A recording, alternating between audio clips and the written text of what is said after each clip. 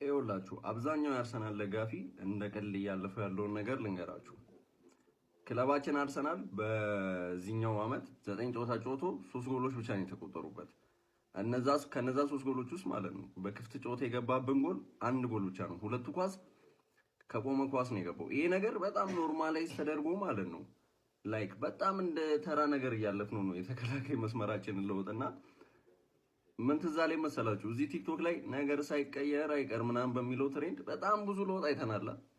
የትኛውም ለውጥ ማለት ነው ከአርሰናል የተከላካይ መስመር በላይ አልተለወጠም። የምሬን ነው የምላችሁ። ይኸውላችሁ የሆነ ታይም ላይ የኮሽሊኒና የማነው የመልቲሳከር ጥምረት ነበር የነበረን። ቤንቹ ገብርኤል ፖሊስታ ምናምን የሚባል ሰውዬ ነበር።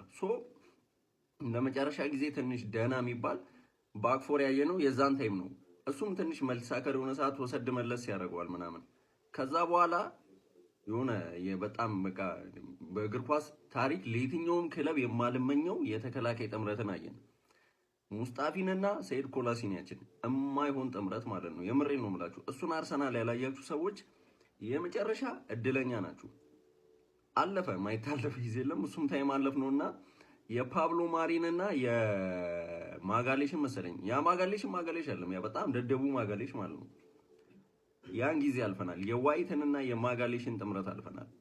ይህ ሁሉ ነገር ኢቮልቭ አድርጎ መጥቶ አሁን ላይ የሳሊባንና የማጋሌሽ ጥምረት ላይ ደርሰናል። የምሬን ነው የምላችሁ። በጣም እንደ ቀልድ እያየ ነው ያለነው ነገር የተከላካይ መስመራችንን ጥራት ነው። የምሬን ነው የምላችሁ።